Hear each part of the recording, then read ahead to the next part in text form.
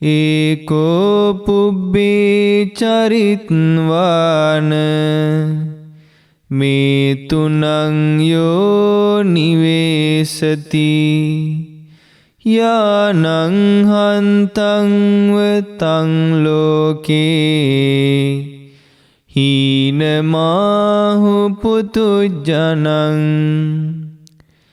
යමෙක් කලින් පැවිදිව සිට පසු කලෙහි යෙදෙනා විට යන මග තොට වැරදී ගිය වාහනයක් බඳු වේහි සිවුරු හැරපුවේ පුහුදුන් අය මේ තුනෙහි යෙදෙනා ලාමක වූ ජීවිතයට වැටුනායයි කියති ලොවේ යසෝ කිත්තිංචයා පුබ්බේ හායතිවාපිතස්සසා හේතම්පි දිස්වා සික්ඛේත මේ තුනං විප්පහාත වේ සිවුරේ රැඳී සිටි කාලේ ඔහු ජීවත් වුණ තාලේ පැතිරුණ කිත් යසරාවේ සැනකින් සුලගේ පාවේ දැකමී අනතුර තිබෙනා මේ තුනෙහි ඇති කරනා එයින් සදහටම මිදෙන්ට ගනිව් සිතට හික්මෙන්නට. නමෝ බුද්ධාය. හැම දිනාටම තෙරුවන් සරණයි. අපගේ ගුරු දේවෝත්තම පින්වත් ලොකු ස්වාමීන් වහන්සේට අප හැම දිනාගේ নমස්කාරය වේවා. සාදු සාදු සාදු.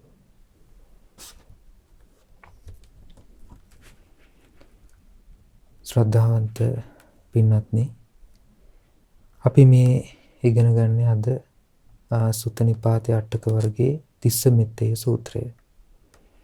අපි ගිය වතාවේ දේශනාවේදී ඉගෙන ගත්තා පංචකාම සම්පත්තීන් එහෙම නැත්නම් මෛතුන සේවනයේ නම් වූ දේ නිසා මේ සත්වයාට ධර්ම අවබෝධයේ පිණිස හැකියාවක් ලැබෙන්නේ නැහැ කියලා.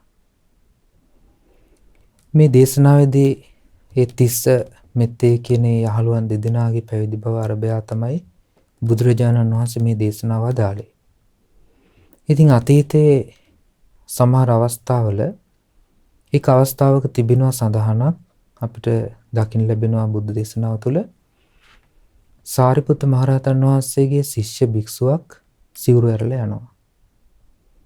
ඒ සිවුරු ඇරලා ගියාට පස්සේ ආනන්දයන් වහන්සේ සාරිපුත්ත මහරහතන් වහන්සේ ළඟට ගිහිල්ලා කියනවා ස්වාමීනි ඔබ වහන්සේගේ ශිෂ්‍යයෙක් හිටියා අසවල් නමින් ඒ ශිෂ්‍යයා ඒ භික්ෂුව සිවුරු ඇරලා ගිහි බවට පත් වුණා කියලා. එතකොට සාරිපුත්තයන් වහන්සේ ප්‍රකාශ කරනවා ආනන්දේ මම ඔක දන්නවා. ওই භික්ෂුව කරුණු කිහිපයක තමන්ගේ හිත පුරුදු කරගත්තේ නැහැ. එකක් තමයි ওই භික්ෂුව පුරුදු කරේ නැහැ ඉන්ද්‍රිය සංවරය. මේ ඇස, කන, නාසය, දිව, කය කියන මේ ඉන්ද්‍රයන් සංවර කර ගැනීම පිණිස කටයුතු කළේ නැහැ. ඒ වගේම තමයි ඔය භික්ෂුව භෝජනයේ පමණ, ඒ කියන්නේ තමන් ගන්න ආහාරය කුමක් පිණිසද ගන්නේ කියලා ඒ ආහාරයේ අර්ථය දැනගෙන හිටියෙත් නැහැ.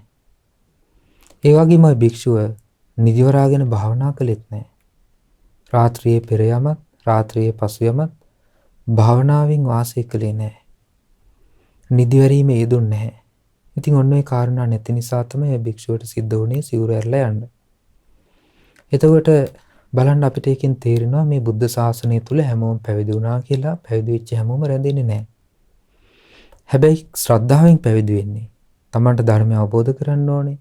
ධර්මය පුරුදු පුහුණු කරන්න ඕනේ. සසර දුකින් නිදහස් වෙන්න ඕනේ කියන අදහසින් අපේක්ෂාවෙන් මහාන වෙනවා. පැවිදි බවට පත් වෙනවා. නමුත් ටික කාලයක් යනකොට තමන්ගේ තිබිච්ච කුසල චේතනාව හානි වෙනවා. ඒ හානි වෙන විදිහේ කටයුතු තමන් විසින්ම සිද්ධ කරගන්නවා. ඒ කුසල චේතනාව පවත්වන්න ලැබෙන්නේ නැහැ. සමහරුන්ට ආයිමත් පින කැරකිලා සමහර අයට අවස්ථාව ලැබෙනවා ආයිමත් පැවිදි බවට පත් වෙලා ධර්ම අවබෝධය ලබන්න. දැන් මේ වගේ සිද්ධියක් තමයි මේ දේශනාවේ තියෙන්නේ. ඊළඟට තවත් සූත්‍රයක අපිට දකින්න ලැබෙනවා එක්තරා භික්ෂුවක් 7 වතාවක් පැවිදි බව අතහැරලා ගිහි වෙනවා. ආයෙ පැවිදි වෙනවා. ආයෙ ගිහි වෙනවා. ආයෙ පැවිදි වෙනවා. එතකොට මේ 7 වතාවෙම ඒ සිත වෙනස් වුණා. ඉතින් නමුත් අවසාන අවස්ථාවේදී ඒ පැවිදි බවට පත් වෙලා ධර්මය අහලා උතුම් ධර්ම අවබෝධය ලැබලා අරහත්ත්වයට පත් වෙනවා. ඉතින් මේ වගේ සිද්ධි රාශියක් මේ බුද්ධ දේශනාව තුළ අපට දකින්න ලැබෙනවා. ඉතින් මේ බුද්ධ දේශනාවේදී සඳහන් කරනවා භාග්‍යවතුන් වහන්සේ කුමක් නිසාද මේ පැවිද්ද තුළ රඳින්න බැරි? කුමක් නිසාද මේ ජීවිතයේ ධර්ම අවබෝධයේ පිණිස හිත පිහිටන්නේ නැත්තේ? කුමන කරුණ නිසාද ධර්ම අවබෝධයෙන් දුරස් වෙලා යන්නේ? කුමන කාරණාද ධර්ම අවබෝධයට බාධා පිණිස පවතින්නේ කියලා භාග්‍යවතුන් වහන්සේ වදාලා. දැන් මෙතන තියෙනවා ලස්සන විස්තරයක්. ඒකෝ පුබ්බේ චරිත්වාන මේ තුනං යෝ ඩිසේවති යානං හන්තංව තං ලෝකේ හිනමහු පුතුජනං. යමෙක් කලින් පැවිදිව සිට පසු කල එහි යෙදෙනා විට යන මගතොට වැරදී ගිය වාහනයක් බඳු වේහි. සිවුරු හැරපේ පුහුදුන් අය මේ තුනේ යෙදෙනා ලාමකෝ ජීවිතයට වැටුණා යයි කියති ලොවේ. එතකොට මේ සමහර අය ඉන්නවා පැවිදි බවට පත් වෙලා කලින් හොඳට වාසය කරනවා. ඒ කියන්නේ සිල්පද ආරක්ෂා කරනවා, ධර්මය අහනවා, ධර්මය පුරුදු කරනවා, බණ භාවනා ආදී සිද්ධ කරනවා, හොඳට වාසය කරනවා. කලින් පසු කල ඒකින් වළකිනවා. ඒ කියන්නේ ගිහි ජීවිතයට පත් වෙලා පස්සේ කාලෙදී තමන්ගේ මාර්ගය වරදවා ගන්නවා. තමන් පුරුදු කරපු ධර්මය අතහැරලා දානවා. ඒ විදිහට ඒක හරියට මේ වගේ වැරදි පාරක් යන වාහනයක් වගේ. අර අපි කතාවට කියන්නේ මග හොඳට තිබේ නම් යන්ට දැසත් පෙනේ නම් ආදි වශයෙන්. ඒකට ඒ වගේ අර මාර්ගයේ වරදවා ගත්තු වාහනයක් ඒ මාර්ගයෙන් පිට ඒ කියන්නේ බැහැර වෙලා ගමන් කරන්නේ වැරදි ප්‍රදේශයකට. අන්න ඒ වගේ මේ ජීවිතයේ හරිපාරේ ගමන් කරගන්නවා කියලා පැවිදි වෙච්ච ශ්‍රාවකයා ගිහි ජීවිතේට පත් වුණාට පස්සේ ආයිමත් අර මග වරදවා ගත්තා වෙනවා. මග වරදවාගෙන තමන්ගේ ජීවිතයේ සමහරට සතර අපායන් කෙලවර කරගන්නවා. අර තමන්ට පුරුදු කරගන්න තිබිච්චි ධර්මයේ බැහැර කරලා ඒ ධර්මයෙන් ලබන්න තිබිච්ච රැකවරණේ අතහැරලා දාලා ලාමකෝ දේවල් තමන්ගේ ජීවිතේ පුරුදු කරනවා. දැන් අපිට සමහර දකින්න ලැබෙනවා, එහෙම අහන්න ලැබෙනවා. සමහර ලාවට පැවිදි වෙලා ඉඳලා ගිහි බවට පත් වෙලා පස්සේ කාලෙක නොයේක අකුසල් කර නොයේක විදියට තමන්ගේ ජීවිතේ පාපී දේවල් රැස් කරමින් ඒ පව් වලින්ම තමන්ගේ ජීවිතේ පුරවගෙන සතර අපායගාමී කර්ම රැස් කරගෙන දුගතිය කරා යනවා. එතකොට බුදුරජාණන් වහන්සේ දේශනා කරනවා යම් කෙනෙක් තමන්ගේ ජීවිතේ ප්‍රතිඥා දුන්නොත් පැවිදි වෙලා වාසය කරන්න ඕනේ කියලා ඒ පැවිදි බව තුළ අඬ හරි ඉන්නවනම් ඒක තමයි කියනවා ශ්‍රේෂ්ඨ වෙන්නේ. මධ්‍යස්ථව බලනවා නම් ලෝකේ තියෙන ශ්‍රේෂ්ඨම දේ පැවිදි බවයි කියලායි රට්ටපාල රහතන් වහන්සේ ප්‍රකාශ කරේ. සමහර අයට නොයෙක් ව්‍යසන වලට පත් වෙන සිද්ධ වෙනවා. දැන් සමහර අවස්ථාවලදී දෙමව්පියන් රෝගී වෙනවා. සමහරලාට තමන්ගේ ඥාතීන් එහෙම නැත්නම් තමන්ගේ දෙමව්පියන්ට සලකන්න කවුරුවත් නැති වෙනවා. එහෙම වුණාම බුදුරජාණන් වහන්සේ වදාළා මේ පැවිද්ද ඉඳගෙන මෙයාට උපකාර කරන්න. පැවිද්ද ඉඳගෙන මෙයාට සලකන්න. නමුත් පැවිදි බව කියලා කියන්නේ මේ පැවිදි බව අතහැරිය යුතු නෑ මේ පිණිස. එතකොට මේ පැවිදි බව අත් නොහැර තමන්ගේ ජීවිතය තුළ ධර්මය පුරුදු කරගන්න කෙනෙක් වාසනාවන්ත වුණොත් ඉතින් ඒක ලෝකයේ පවතින ඊටාම දුර්ලභ දෙයක්. ඊටාම දුර්ලභ වූ කාරණාවක්. ඒ නිසා මනුෂ්‍ය ජීවිතේ අපි පැවිදි බවට පත් වුණාට පස්සේ ඒ කෙනා තමන්ගේ පැවිද්දේ තියෙන වටිනාකම කල්පනා කිරීම කළ යුතුයි. ඒ වගේම ගිහි ජීවිතයේ තියෙන අනතුර, හානිය, තමන්ට පැමිණෙන්න තියෙන හානිය නිරන්තරයෙන් කල්පනා කළ යුතුයි. යමෙක් කලින් පැවිදිලා ඉඳලා පස්සේ සිවුරු ඇරලා ඒ කෙනා තමන්ගේ ඒ පැවිදි ජීවිතය අතහැරියන යම් විදිහකින් ඒක ලාමකෝ ජීවිතයකට වැටීමක් වශයෙන් මේ බුදුරජාණන් වහන්සේ වදාළේ. ඊළඟට උන්වහන්සේ පෙන්ලා දෙනවා යසෝ කිත්තිංච යා පුබ්බේ හායතේ වාපි තස්සසා ඒතම්පි දිස්වා සික්ඛේත මේ තුනං විප්පහාත වේ. තමන්ට යම් යසසක්, යම් කීර්තියක්, යම් පිළිගැනීමක් තිබුණා නම් පැවිදි වෙලා ඉන්නේද්දී හායත වාපි තස්සසා කෙනෙක් පැවිද්ද අතහැරියට පස්සේ ඒකින් එයා පිරීලා යනවා. දැන් පැවිදි වෙලා ඉන්නකොට ලැබෙන ප්‍රශංසාවල්, යසස, කීර්තිය පැවිද්ද අතහැරියට පස්සේ ලැබෙනවද කෙනෙකුට? එහෙම ලැබෙන්නේ නැහැ. ඒතම්පි දිස්වා සික්ඛේත එහෙම දැකලා ඒක එහෙම තේරුම් අරගෙන හික්මෙන්න මේ තුනං විප්පහාත වේ. මේ මයතුනේ දුරු කරනවා, මුලින්ම දුරු කරලා දානවා කියලා හික්මෙන්න කිව්වා. ඇයි මේ බුදුරජාණන් වහන්සේ මෙච්චර මේ මයතුනේ ගැන මෙතන ප්‍රකාශ කරන්නේ? ඒකට හේතුවක් තියෙනවා. ඒ හේතුව තමයි බුදුරජාණන් වහන්සේ දන්නවා මේ ඒ අවස්ථාවේදී ධර්මයේ අහන්න ආපු මේ තිස්ස තරුණයාගේ හිතේ ඒ ගැන බලවත් කැමැත්තක් තියෙනවා කියලා. ඒ ගැන බලවත් ප්‍රසාදයක් තියෙනවා. ඒක තමන්ට ඒකෙන් තමන්ගේ හිතේ පිහිටුවාගත්තු දෙයක් වශයෙන් තියෙනවා කියලා. ඒ නිසායි බුදුරජාණන් වහන්සේ මෛතුනේ ගැන එතන විශේෂ කරලා දේශනා කරන්නේ. එතකොට සමහර අය ඉන්නවනේ පැවිදි ජීවිතයට පත් වුණාට පස්සේ පැවිදි බවට පත් වෙලා දැන් සමහර භික්ෂුන් වහන්සේලා නොයෙක් රැකී ආරක්ෂා කරගෙන ඊට පස්සේ සාමාන්‍ය ගිහි ජීවිත ගත කරන අය වගේ ඒ තමන්ගේ ජීවිතය ගත කරනවා. ඒක ගැළපෙන්නේ නැහැ භික්ෂුවකට. ශ්‍රමණයෙකුට ගැළපෙන ප්‍රතිපදාව තමයි ආර්ය මාර්ගයේ ගමන් කිරීම. නිවන් මාර්ග පුරුදු පුහුණු වීම. ධර්මානුකූල වූ ජීවිතය. ධර්මානුකූල වූ ශික්ෂණය. ඒක තමයි පැවිද්දෙකුට ගැළපෙන ප්‍රතිපදාව. ඒ නිසා යම් කෙනෙක් ඒකෙන් බැහැර වෙනවා නම් නොඑක් ශාස්ත්‍ර කීම් ඊළඟට නොඑක් ශාස්ත්‍රාදී පුරුදු කිරීම දැන් සමහර අවස්ථාවල අපි දකිනවනේ වෙදකම් කරමින් ඊට පස්සේ අනිත් අයට නොඑක ආකාරව නැකත් කේන්ද්‍ර ආදී බලමින්. එතකොට ඒ වගේ දේවල් කිරීම භික්ෂුවකට කැප නැහැ. භික්ෂුවක් නම් ඒ භික්ෂු ජීවිතය තුළ තිබෙන්නට ඕනේ සංසිඳීමේ යුක්ත බවකින් සකස් වූ ආධ්‍යාත්මික ගුණයක්. ඒ ආධ්‍යාත්මික ගුණය සැලසෙන්නේ නික්කම්මෙන්. කම්සප නොසෙවීමෙන්. පංචකාමයන් පිළිබඳ අපේක්ෂාවකින් තොර බවින්. ඒකෙන් තමයි මේ ගුණය රැකෙන්නේ. ඒ නිසා විශේෂයෙන් මේ දේශනාවේදී මේ තිස්ස භික්ෂුව එහෙම නැත්නම් තිස්ස තරුණයා අරබයා තමයි බුදුරජාණන් වහන්සේ මේ කාරණා වදාරන්නේ. මේ ප්‍රශ්නේ මෙතෙය භික්ෂුව ඇසුවෙත් ඒ කරුණ අරබයාමයි. ඉතින් ඒ භික්ෂුව ඒ තැනත්තාගේ හිතේ තිබිච්චි ඒ කාරණා මුල් කරගෙන තමයි මේ භාගතුන් වහන්සේ වදාරපු මේ කාරණාවේ අර්ථය අපි තේරුම් ගන්නට ඕනේ. යසෝ කිත්තිංච යා පුබ්බේ. දැන් බලන්න පැවිද්දෙකුට කොච්චර යසසක් කීර්තියක් ප්‍රශංසාවක් තියෙනවද මේ ලෝකේ?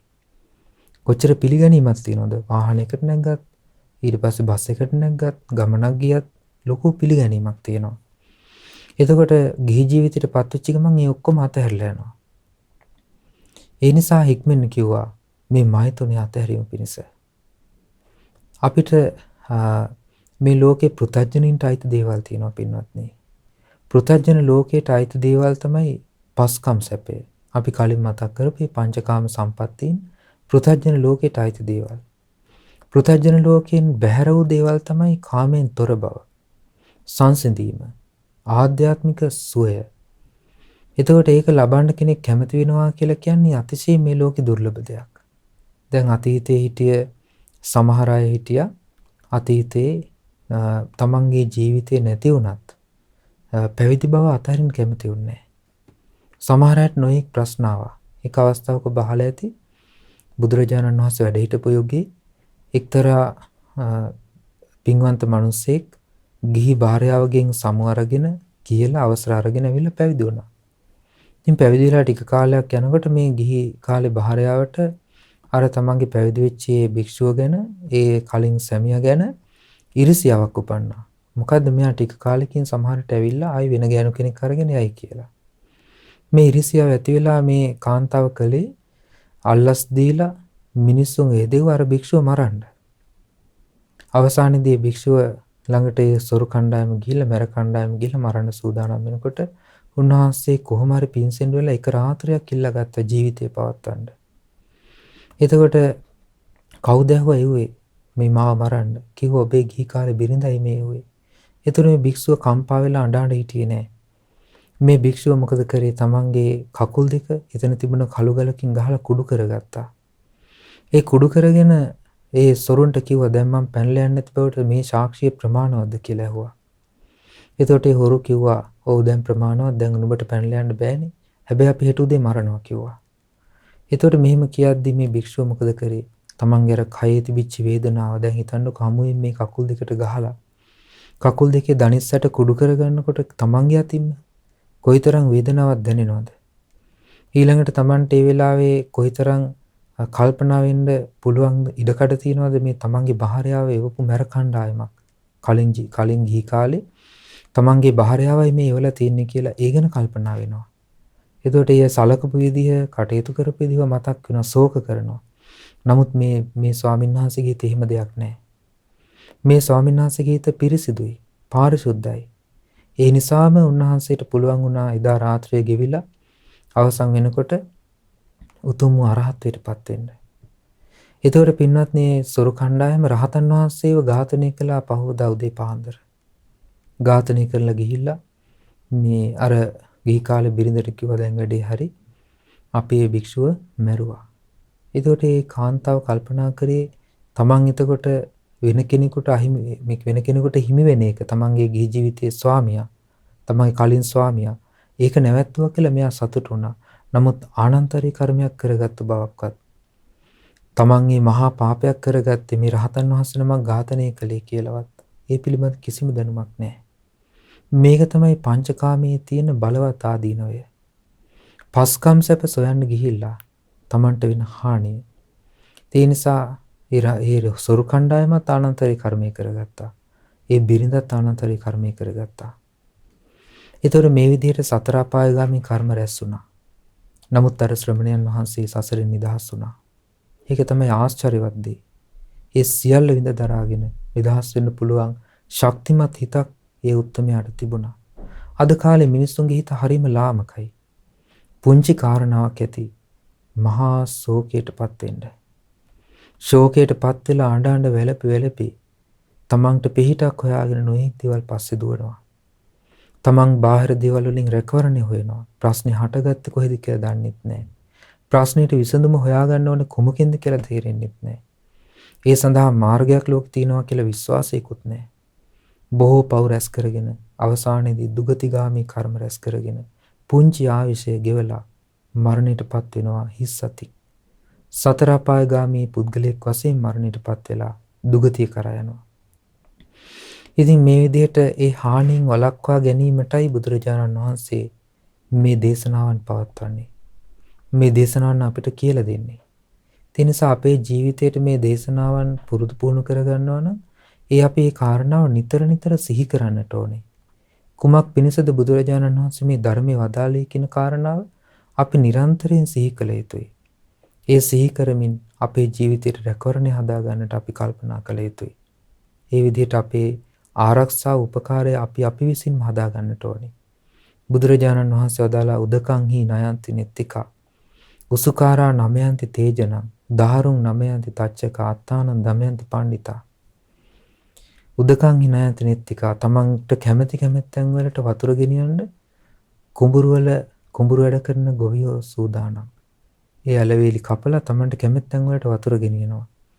උසුකාරා නමයන්ති තේජනං වඩුවන් හීවඩුවන් යකඩ හොඳට උණු කරලා ඒ යකඩ වලින් තමන්ට කැමති විදිහේ උපකරණ හදනවා. ඒ වගේම අත්තානන් දමයන්ති පණ්ඩිතා තමන්ව දමනය කර ගැනීම තියෙන්නේ නුවණැත්තන්ටයි. නුවණැත්තෙකුට පමණයි තමන්ව දමනය කරගන්න පුළුවන්කම ලැබෙන්නේ.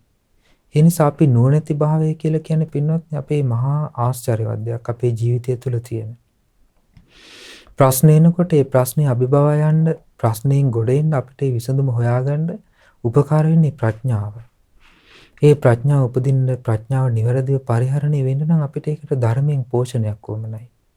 ඒ ධර්මයෙන් ලැබෙන පෝෂණය තමයි ඔබ මේ බුද්ධ දේශනා අහලා මේ බුද්ධ දේශනා තුළින් ඔබ ලබන්නේ.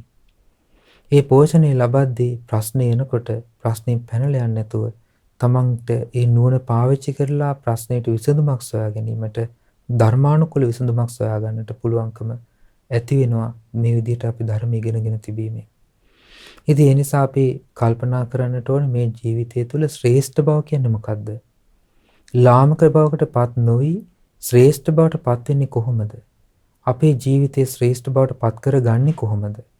මොකද ගොඩාක් දෙනෙක්ගේ හිතේ ස්වභාවය තමයි ලාමක බවට පත්වීම කියන දේ. ඒ ලාමක බවට පත්වීම අපිට සිද්ධ වෙන්නේ හිත ලාමක වුණොත්. ඒ හිත ලාමක කරගන්න නැතුව තමන්ගේ හිත ශ්‍රේෂ්ඨ බවට පත් කර ගැනීමට අපි කල්පනා කළ යුත්තේ. ඒ සඳහායි මේ බුද්ධ වචනේ තියෙන්නේ. ඒ නිසා ඔබ හැම දිනාටම අපි සිත ප්‍රාර්ථනා කරනවා මේ විදිහට මේ බුද්ධ දේශනාව තුළින් අපි ඉගෙන ගන්න දහම් කාරණා උපකාරයෙන් ඒ ශ්‍රේෂ්ඨ බව පිණිස සනාතන රැකවරණය පිණිස ඔබට ඒ උතුම් ධර්මයේ උපකාර වේවා කියලා අපි සිත ප්‍රාර්ථනා කරනවා.